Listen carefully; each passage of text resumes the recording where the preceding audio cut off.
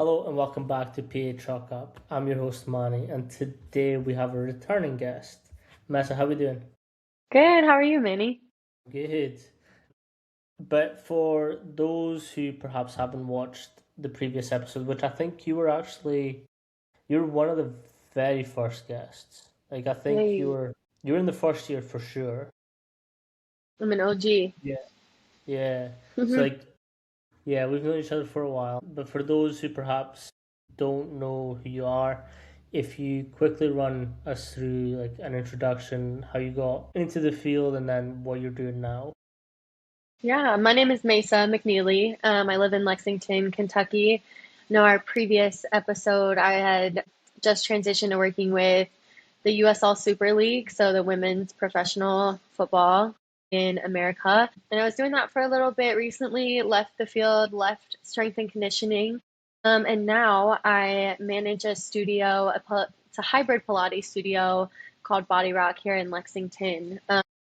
Which it seems like a huge transition, but I honestly take a lot of what I've learned in coaching, and it's become super useful in what I do now. So that's where I'm at now. Do you know what I really like? You never called it soccer. I learned from last time.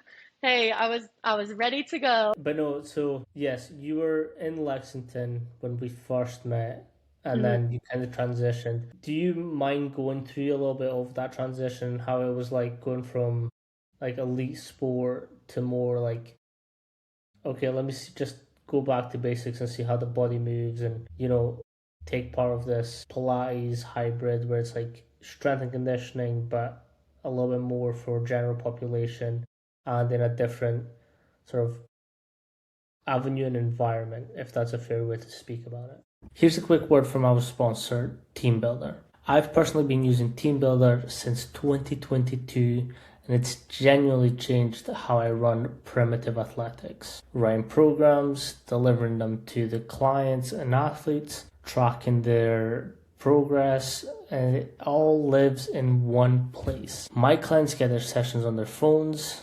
I see their progress, I get messages from them, and we are able to stay in constant contact and be able to track every single metric that I need. I spend less time on admin and more time actually coaching. Check out teambuilder.com, and if you use promo code PAChalkup all together, you get 30-day free trial and you get access to the AMS system. Yeah, definitely fair way to. It's definitely a huge difference in environment for sure. Honestly, I kind of wasn't expecting it. I will say I didn't have like the best experience with the team that I was at, and I guess it kind of left a bitter taste in my mouth. But I thought about staying in the field. Obviously, it's something that I loved, and I kind of thought that when I got into strength and conditioning, that that was the one path I could take, and that I had to just stay on that straight and narrow the whole way. So I felt really lost, like thinking about doing anything else. I never thought that like group fitness or general population was for me. I kind of completely wrote it off. But then I started taking like a similar reformer Pilates here in Lexington, and I actually was super impressed with the amount of like anatomy and physiology and biomechanics knowledge that the instructors had. And so I got really interested in it and was like, hey, you know what? Maybe there is a way that I can keep this knowledge that I had, keep my love for coaching, and kind of do it in a new way. And then I had a friend from college who hit me up one day and she was like, hey, I'm opening a Body Rock in Lexington. I was like, no way, what is that? And then we ended up like talking, catching up, and she basically was like, we need a studio manager, and there's no one else that I think would be knowledgeable enough to have this position. And so I was super, super blessed to kind of fall into that position and very confused at first, had no clue what it was going to be like, but it's been a blessing. And I think too, like we were kind of speaking about this, reformer is kind of a different breed. Like you actually have to have a ton of anatomy, biomechanics knowledge, not only for the body, but then also knowing this machine and how the springs are working with you or against you, and what body part, how to move to make that body part work. And so it really, really intrigued me. And I got super interested in it. And the environment has been incredible. I mean, I think the biggest thing for me was like creating a community like in coaching, the reason I got into it is I wanted to be impactful. I wanted to be a strong woman that could impact other women and be inspirational in their lives. And I kind of thought the only way to do that was through coaching athletes. Until I got in the environment that I'm at now, and it completely changed my mind. And the way I look at it too, I mean, we have a lot of like post college, post grad women, and on top of that, a lot of women who used to be athletes. And so now they're like in this weird transition of I'm in my mid 20s and I've had a strength coach my whole life write out programs for me. I'm kind of like hate the way that I've moved my body before and I want to experience new ways of moving my body. I want to explore new things and I want someone who's knowledgeable but still pushes me and holds me to a standard. And I feel like I've kind of found my people with that and they've found me. And then beyond that, I have other women who are postpartum or pregnant and just the ways that they've been able to prepare their body for having a child and then to bounce back from having a child. And it's just been super rewarding. I think like the community of being surrounded by strong, inspiring women has completely changed my life. And I'm so glad I didn't completely write it off because I'm very, very excited for the future and very happy to be where I'm at right now.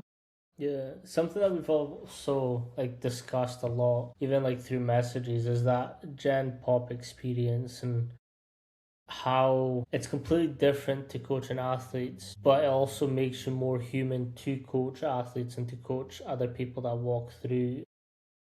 What was your sort of process like? And again, I know you were a human driven coach at the coaching level, elite level. So like I know it wasn't like a complete culture shock for you, but like how was the experience and like different things coming in, like your cueing, your wording, like how was that adapted to then like start building out these classes and helping people?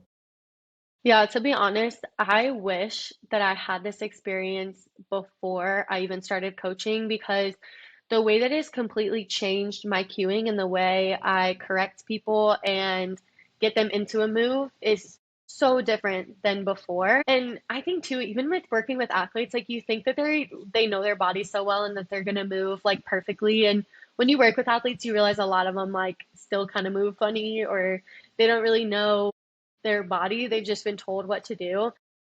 So I feel like working with some people that don't really know their body like too well, that wasn't like a huge shock to me. But what was like interesting is a lot of people that come in that are like, I've never done any type of working out ever besides walking, or I've like maybe picked up a dumbbell every now and then, but have never done anything. And so that completely changes the way that you have to approach them.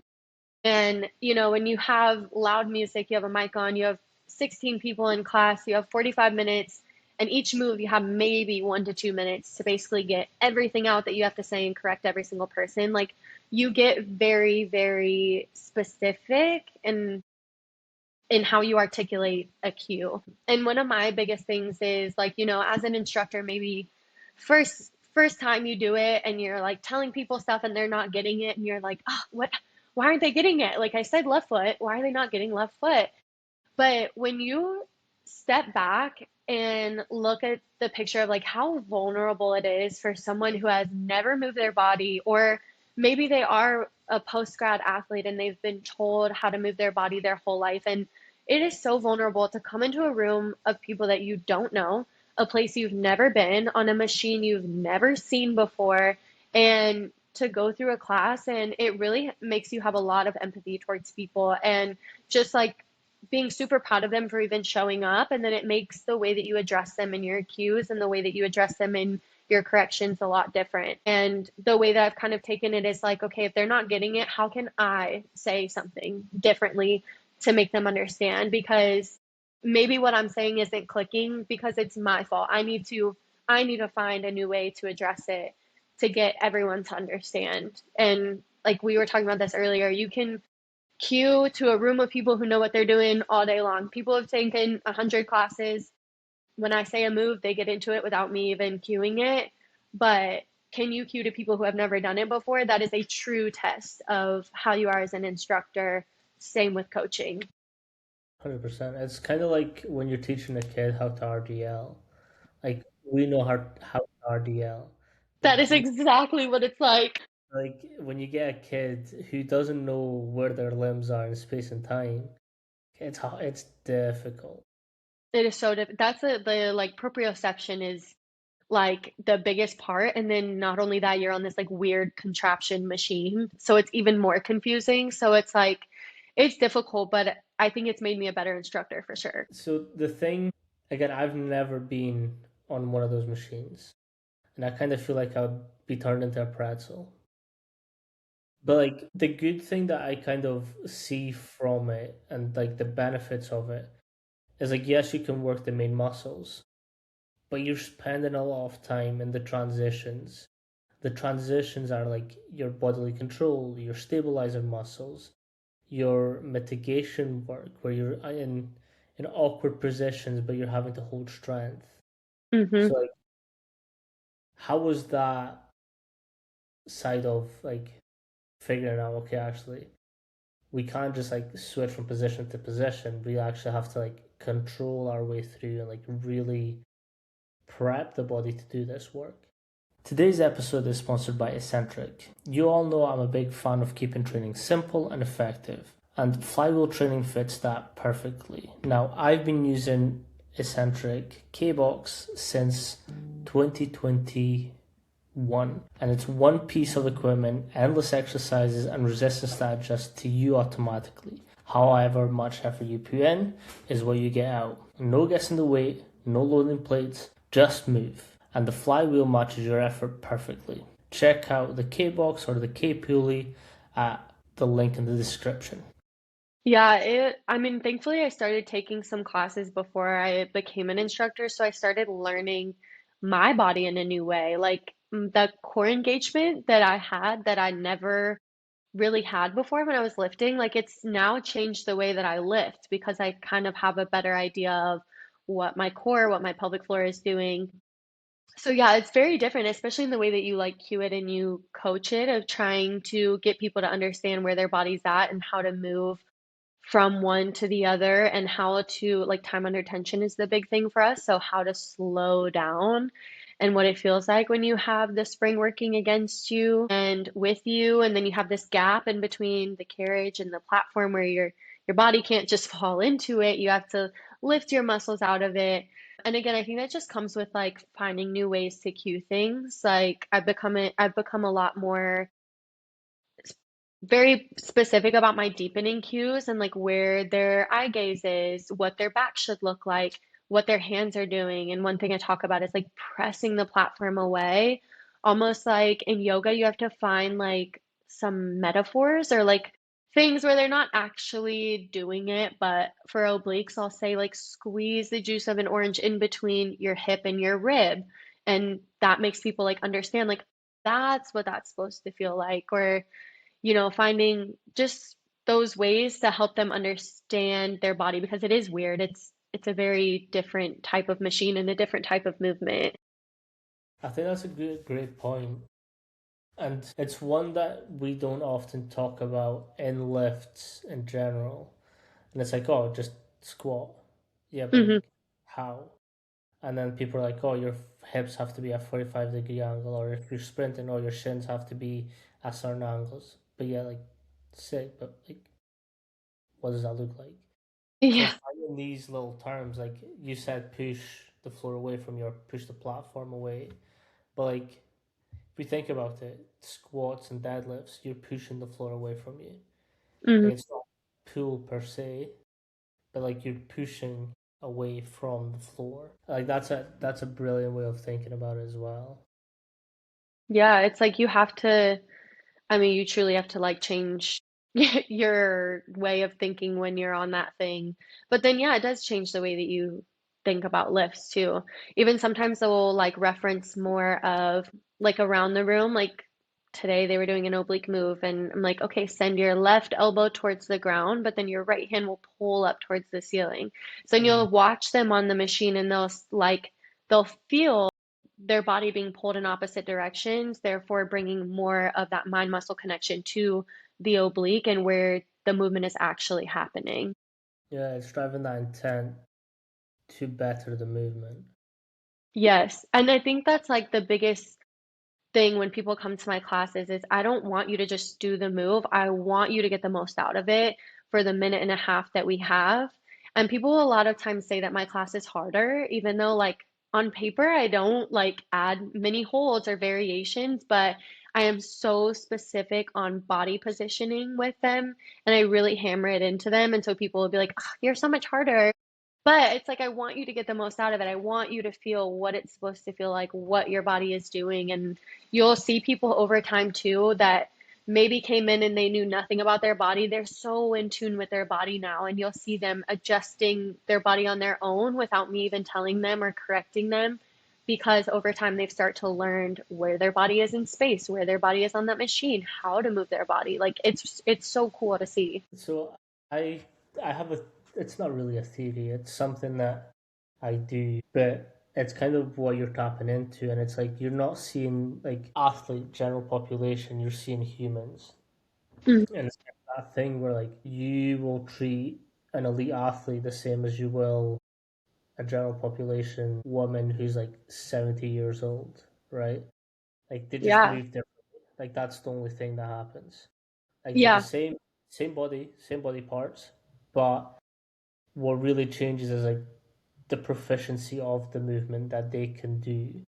So it's like, okay, I'm still going to get you to make that intentional movement, even if it's a simplified version of that movement, but you're still doing it to the max intent that you can. Yeah, absolutely agree. That's like I mean, we literally have women who are in their 60s and 70s that are so consistent in come. And then we've also had pro athletes in this space. And I mean, to see them on a machine right next to each other is so cool. And you'll see sometimes the 6-year-old women out working the pro athlete men, which is awesome because they spend so much time in the room that they've like learned their body. But like you're saying, I mean, I'm always big on finding new ways to modify stuff for like every experience level, but also like if you have an injury or a limitation or something of this sort where you are still getting the most out of that move, even if you're on your knees instead of your toes. And yeah, adjusting it for the athlete and for the older woman, but they're both getting the most out of it that they need to. Yeah. With session building and like the different ways that you can explore the machine and body, how are you exploring the movements and creating these session plans for like different targeted classes? Yeah, so we are actually a franchise. So we have corporate that makes all of the routines. So the routines basically get sent to us every month, and then we just follow the routine. And on that, we can add in our own variations of some sort. So that is one thing, like I've taught almost 400 classes now, and I like that the routine is given, and I'm glad that I started out with that. But I am always looking for, like, okay, what would I look like if I made my own class one day? How would I transition from this move to the next? How would I make the plan? How would I write that out to where it's most challenging, but it makes the most sense? So that is one thing I'm trying to explore, but also all of our classes are set up by kind of a target. They're all full body, but we have different targets. So we have like a six packs and backs where you'll see some heavier core, some more upper body. We have a buns and guns, so you'll see a little more glute work and some upper body work. And we have a cardio sculpt, so you'll see faster pace, some more circuits, that kind of thing.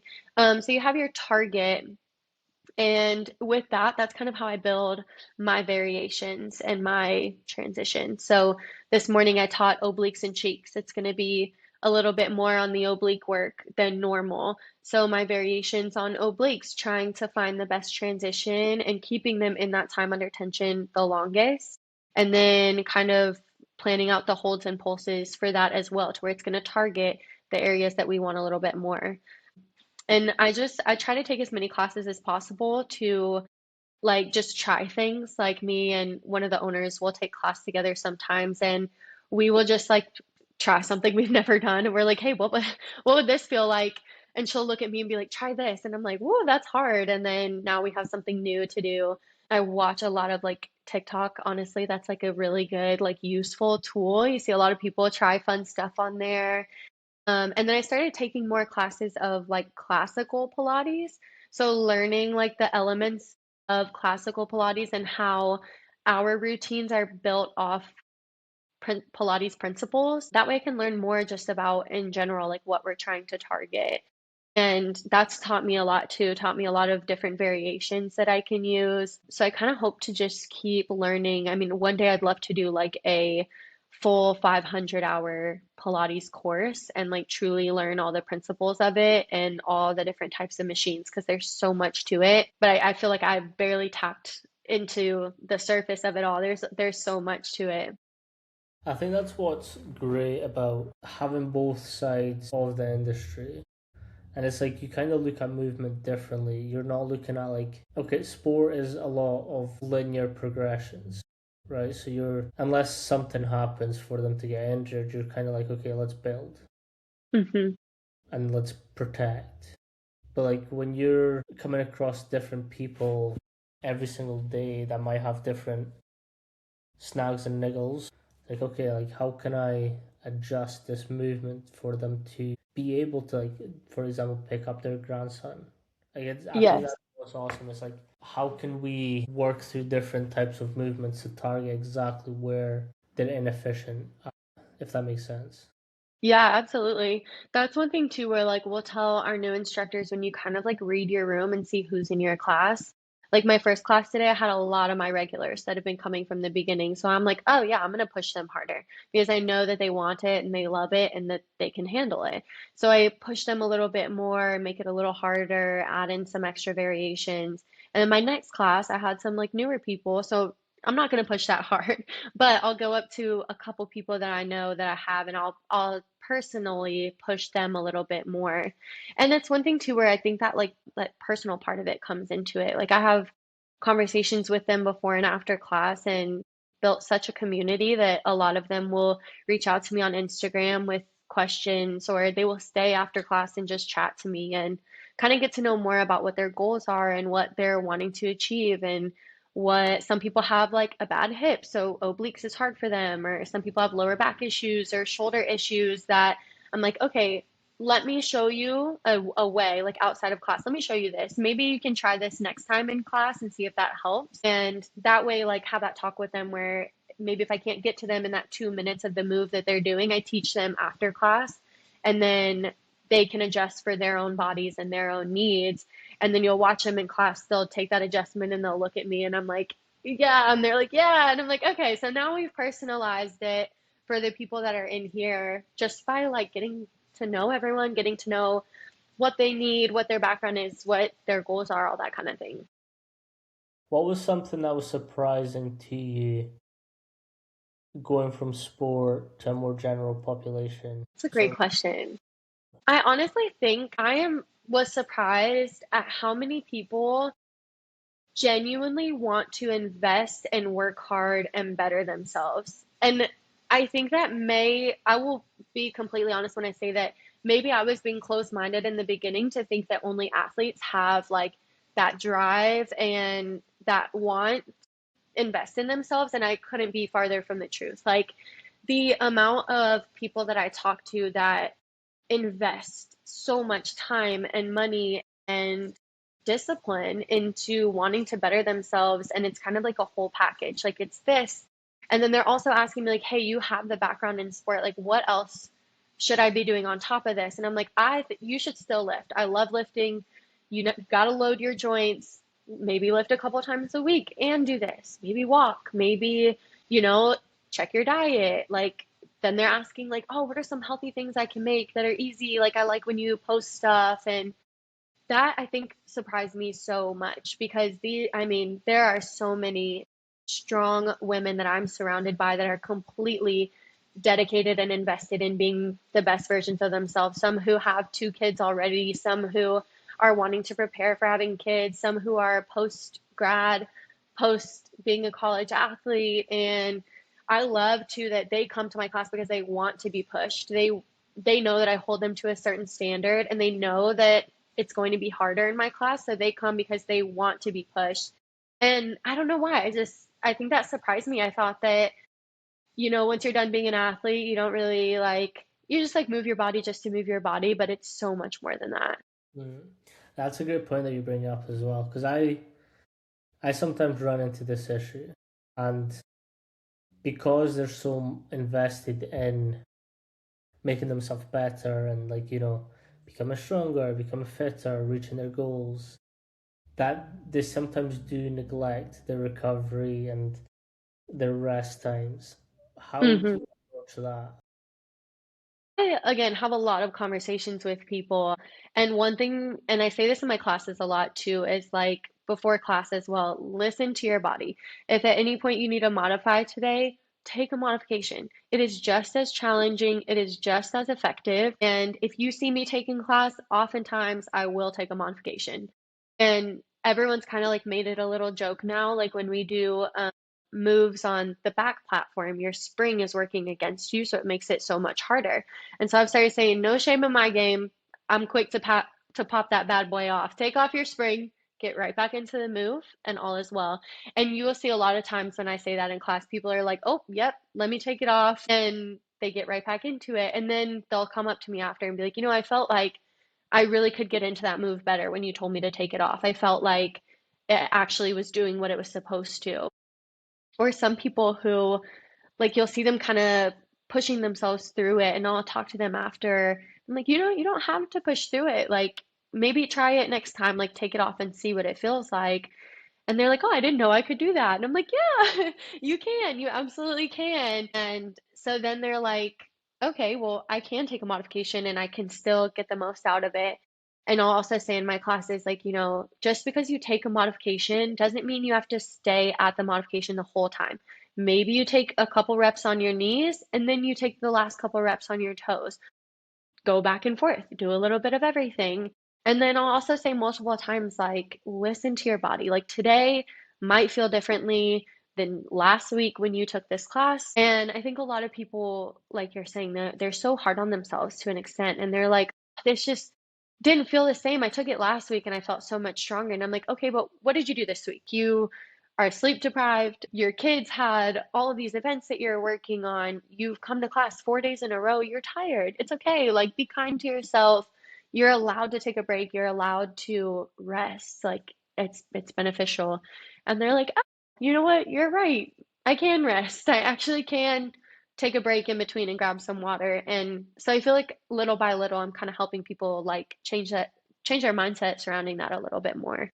Yeah, because that's a constant thing. Because like, I mean, you find this as well. Like, because they're being taught in a different way than they perhaps have been, and like, so I say this because like I've worked in a couple different Gen Pop gyms, and I know the quality of or lack thereof experience for their PTs, and like I've heard some fucking horror stories too. But it's kind of that thing of like because we've had experience and like you said before, like we're holding certain standards. Our coaching tends to be different Hmm. because they know that one, you can't really trick us or get anything past us. Like we'll Hmm. see, I'll call you out on it. But it's kind of like that thing of like it's telling like, slow down, take a day off, like you're fine. And like I Yeah. found this with some of the female clients that I have. Like when they start the program, they'll message me, "Oh, can I eat this?" I was like, "Yeah." Yeah. Like, Eat a cupcake, please. fuck no. I was like, "Oh, that's weird." I was like, "How? I know How?" one day it was like New Year's Eve and I brought in donuts for everyone. And so many people were like, I can't eat that. And I was like, please eat a donut. Like, I'm actually gonna get mad if you don't eat a donut.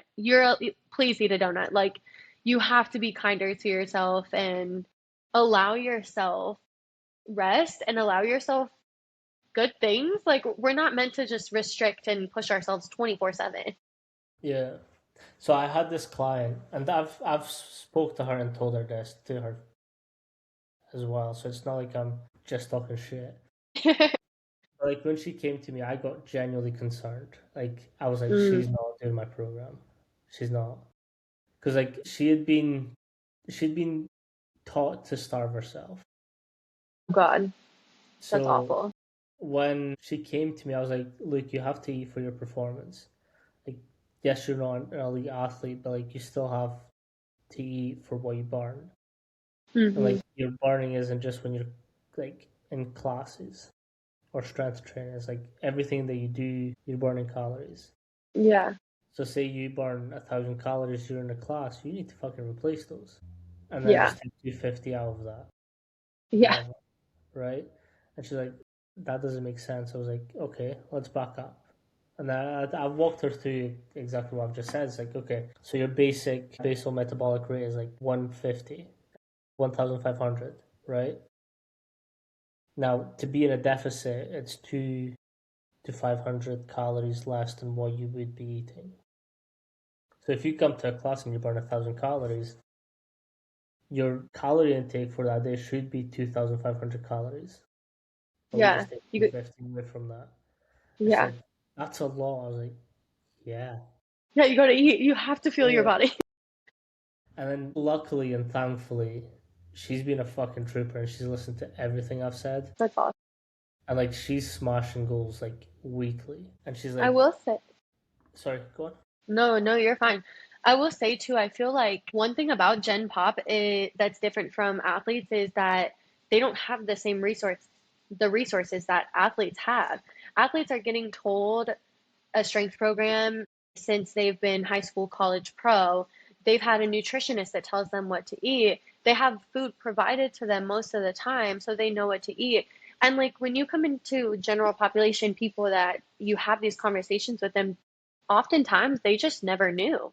They never knew because they didn't have the resources. And it's just kind of a lack of knowledge. And now I take that as like, okay, this is where I can like fill this in for them and I can like provide them with the knowledge I mean, how are they supposed to know if they just never had that knowledge before, you know? Yeah, it's that you don't know what you know until you know. And like, Right. athletes are very fortunate in the way that, like, more so in the US, where there's like developed pathways for them to go through. Because like, so like, what stuff I'm looking at now is like, okay, how can I put on parent educational sessions so that they can deal with their athletes? Because Mm-hmm. like, there's no point in me telling, hey, you're 4 years old, you need to eat fucking broccolis and your chicken when you get home. Yeah. Like that's leaving their heads as soon as I finish talking. Right. And it's like, okay, then let me go to the parents who actually make the decisions. And it's like, okay, this is what they should be having. Like this is what will help them achieve their goals. And Mm-hmm. it's weird to like, I mean, I think because of the way that Body Rock is developed and you've developed within it, you might understand this. It's like, okay, let me fix problems before they become problems. Like you'll still make mistakes, but like you're kind of having to look a little bit further into like, okay, this is an issue that could be a bigger issue. Let me Yeah. mitigate some of that. Agreed. It is weird too because we opened in October, but I was hired on in August. So I mean, I watched the whole place get built up, got the framing put in, and we literally started it from scratch. So the first class that was ever taught, I taught it. I swear I didn't know what I was doing when I taught my first class ever. But we have like built this clientele from the ground up. So it's like, okay, they like you're saying, you got to kind of like find the problem before it becomes a problem. And they've been with us since the beginning, and so now we can kind of like turn those people that started with us that come to us about those issues that now we can like help do that going forward because a lot of people that come to us have like never done reformer ever. And so we are the first experience that they have and we can kind of like mold that and shift that into what we like to get out of it, you know what I mean? Mm. So I've got a little bit of a different question for you. Mhm. So I know you're very big into your sports science. How has that transferred over? Or has it? Or has it not? Yeah, in a way, I feel like load management is a big part of that because I think that was like the biggest thing of what I was doing with sports science. And again, that kind of just comes more with like conversations, especially when you have like women who are on like unlimited packages that this might be the only thing that they're doing Monday through Friday, and they come 5, 6 days a week. But again, just trying to have conversations with them like about load management, where a lot of them probably don't have that knowledge. And then now I'm able to provide them like with hey, this was my experience and this is what I learned with working with athletes. And majority of the time, your body might feel okay, but your nervous system needs rest. Like you have so much going on in your life, rest. It's okay. Or maybe strategically plan out your rest so that you can strategically plan out your classes. But really, I think like load management has been like the biggest thing that I've taken into like this side of it and helping like educate people on that. How do you adapt it and tell it to them in real time as opposed to like in a spreadsheet where it's like what we seem as sports science?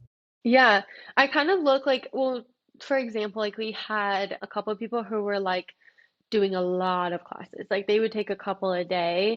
And I was just kind of like, hey, I love that you're coming here. I love that you love it here, but I do care about you and I do care about your health.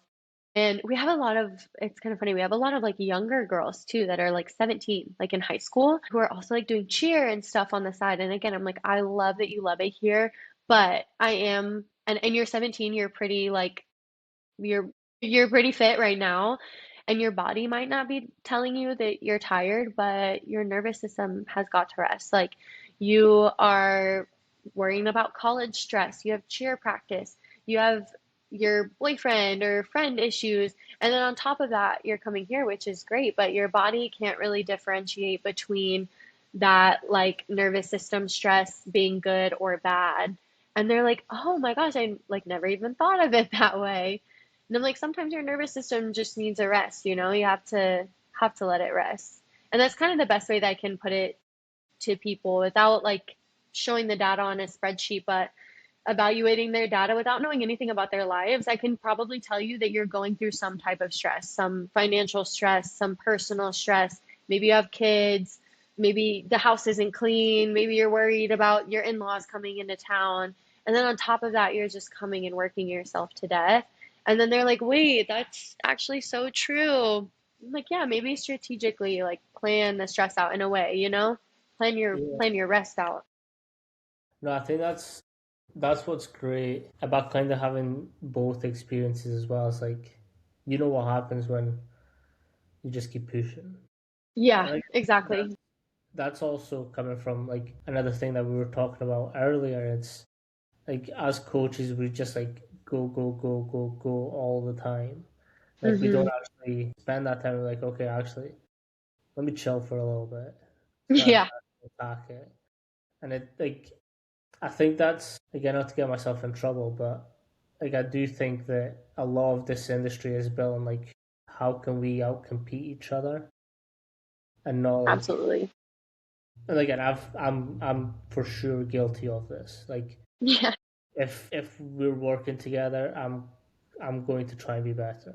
Like that's I'm competitive, but like Hmm. we also kind of have to know like okay, let's help each other a little bit more. I think Yeah. that's where like I'm wanting to go more into is like I've got zero interest in becoming a strength coach for a team or a an organization. Like I'm more interested in like what can I build and what can I help people build.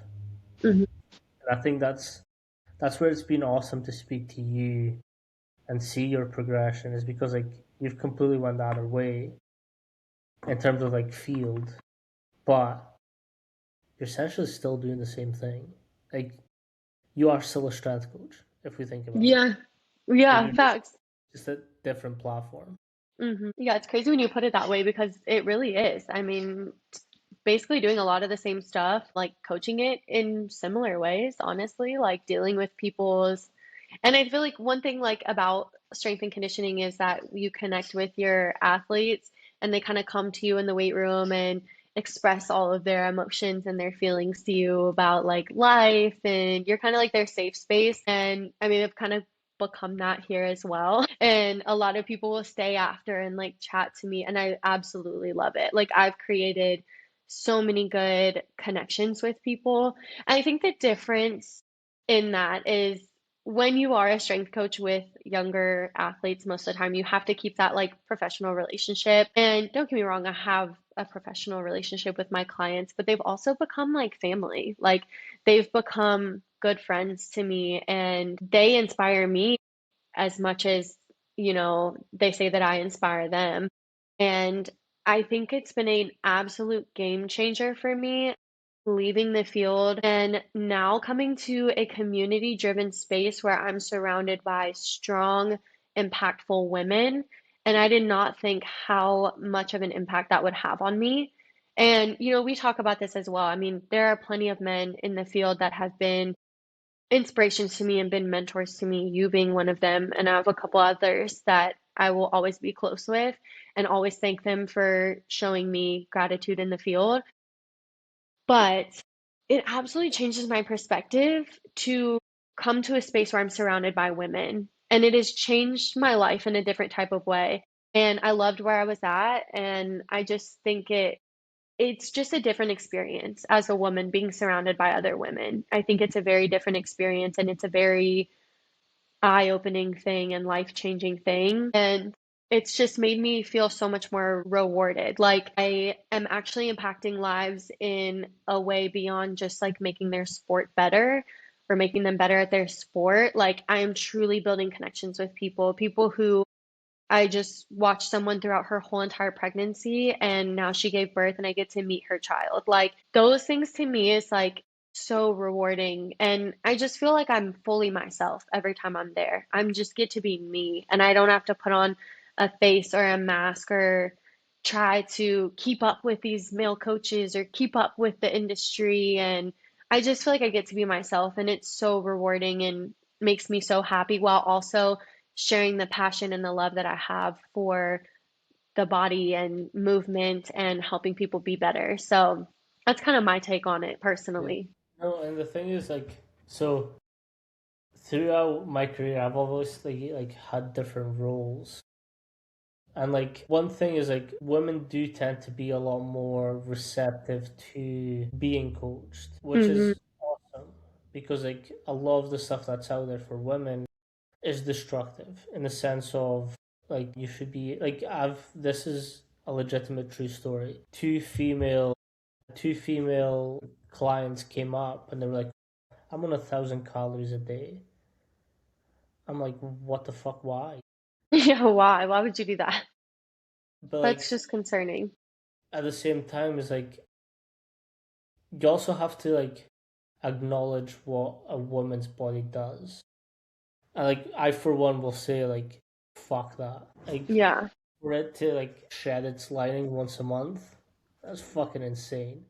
Yeah. Your body is literally trying to fucking destroy itself, Yeah. actively, monthly. But then you add childbirth onto that, and it's kind of whoa, and you get no fucking help afterwards, at all. There's no rehab, there's no physio, there's nothing. You're just go home, you're cool. But it's okay, but their core is overextended now. Their core is split, legitimately split. Yeah. And then when we start talking about C sections or your abdominal muscles have been cut, Yeah. legitimately cut, and no rehab, no physio, nothing. Just get Just on like with it. cool. Yeah, just Yeah. like work out whenever, like 6 weeks, whatever, work out again. Like what does that mean? What does that mean? But then you see women actively chasing to get better. That is fucking sick. I've got 3 clients who've had different types of pregnancies and different I've got one client who had her coccyx dislocated Oh my God. through childbirth. And I'm like, fuck. That's How do I deal insane. with that? And it's kind of like that thing where she shows up every fucking time and she just gets on with it. Yeah, women are incredible. It's Incredible. fucking insane. I'm sick. Yeah, no, it's actually unreal. The amount of women, like I had never really dealt with any clients that were postpartum, but a lot of our women that started coming to us were postpartum, and they were like, "My core is gone. I don't have any core, so this is going to be a bad class." And I'm like, "No, it's okay. Like, try your best, take modifications, take what you need." And then over time, watching them completely build it back up again is incredible. Like, it's amazing what women's bodies can do. So I'll show you this. I posted it a couple of days ago, but this is one of my clients. Mm, Can you see that? yeah, I think I But saw that on she, your Instagram. yeah, so she was petrified, and I'm talking like scared to lift weights overhead. Like No she way. had a bad experience with another coach, and she was just like petrified of lifting, like fucking petrified. But she was like, I know Manny knows his shit, so like she came to me and like we started working. We've been working for like since October, maybe. Mm, that's Like awesome. that's 12 kilograms, and she's just fucking loving it. And That's it's like awesome. she's like she's gotten overwhelmed in some of her sessions, being like, I never thought I could do this. Yeah. That's and I think this is why I like Gen Pop because it's like if you get an athlete to a better contract, sick, like unreal. But like if you can help someone that's like completely give up on themselves to not only do it but do it better than they thought they could and more than they thought they could, like that's nice. Yeah, that is the biggest reward, I swear. It's so, I mean, that's like the reason we do it. 1000%. What's something that's currently like firing you up to do and push for more? Honestly, I think the like goal that I have one day of being such an experienced instructor that I'm able to open my own studio and be able to, like right now I manage people. So on top of being an instructor, I manage the studio and I basically manage the day to day. I manage all the girls that we hire, the girls that we have, and I truly love doing that. I love being a leader. I love being a teacher. I love managing people. And so just the thought of like one day being able to have something that's mine, like something that I get to curate from the ground up, from the framing up down to the paint color, like that's what I am like super excited about. But I know that that's like a little while down the road. And so what really gets me excited is just kind of becoming a robust instructor. Like learning every single avenue and every angle that I can to become better. And I think that's where that like drive comes in from strength and conditioning, where you're always wanting to research and read and learn and get a new certification and talk to other people and connect. And I've kind of taken that into what I'm doing with how trendy Pilates has become. There's so many different types right now. And I love going to a new place and a new instructor and connecting with them and chatting with them, learning new cues from them, learning new variations. And that's what's been really exciting for me. So, one thing that I'm really wanting to work on is more of that. Like, I want to work towards yoga one day, which intimidates me a little bit because it is so technical, so much history behind it, but it's exciting to know that I have the opportunity to learn so much about that. And like I said, one day I would love to work towards a like comprehensive classical Pilates certification, just to have the knowledge of all of it and just becoming like even better at what I'm doing now. I love it and I think I've been doing a great job, but I'm super eager to keep learning more and becoming better for myself, and in turn, reaching more people and a bigger community of people to help impact more people's lives as well. Mm. Is it as I mean, the US is better at this than the rest of the world, but if you pop into someone else's studio, are they as welcoming and like able to like help you out as much as like some S&C coaches? It's definitely not the same. A lot of times I'll just kind of like observe, like I'll sign up for a class somewhere else and observe from the perspective of a client rather than from an instructor. And then sometimes I'll like get into conversation about it, but I honestly though, I will say I haven't like done too much outreach like I would do with S&C, to where it was like you find a coach, you reach out to them, you try to connect with them and learn from them. And I haven't done that as much with Pilates. I think too where it's kind of like it's a membership based thing where you're almost competing with like the other studios in the area because you don't want to share clients or share ideas. But when I go, like I visit my boyfriend in Greenville, I will chat with like the yoga instructors and the Pilates instructors that I have there, and they're super welcoming. It usually it's not really like the extent of a conversation that I would have in S&C, to where you're trying to like bounce ideas off each other. Um, but maybe I just haven't really tapped into that enough. So that might be my goal, to try and like reach out to some more people and kind of like learn their background and their information and like hop on some calls the same way I would do in S&C. Yeah, yeah, that kind of makes sense. Yeah. What's some advice that you would have for women in S&C or Pilates or in any type of health and fitness that you like you've had to learn maybe the hard way? Whew, I have a lot of advice. Honestly, I think like number one is stay true to yourself. I will say throughout this whole entire experience, regardless of where I've been, I have been 1,000% true to myself, and I will always be grateful for that. Some other advice I'd probably give is like, you may have ideas that you might think are better, but sometimes you have to just say okay and roll with something, not, I don't want to say don't agree with, but maybe if you think there might be a better way of doing something, maybe hold that in to yourself and kind of sit on it until you have the ability to do that yourself, if that makes sense. I think in a way, like in my experience with S&C, you deal with head coaches who sometimes you may go to them about something and they just kind of disregard you. And one thing I've learned is, instead of trying to push back, sometimes you just got to say okay and like maybe hold that idea close to you and save it for a rainy day. And I think the same in Pilates. And not only do I work for people that own the building and own the practice, but I also work for a corporate. And sometimes you may not exactly want to do what they want you to do, but maybe just hold that in close to you and save it for a day that you may have the ability to express your routine in a different way or do something in a different way. And beyond that, I mean, I think the field needs more women in strength and conditioning in general. And I absolutely love seeing a lot of the women that are coming up. And Michelle, you just had on the podcast, she's awesome. And Mallory Henderlong is probably one of the most like inspiring people to me just in her everyday life.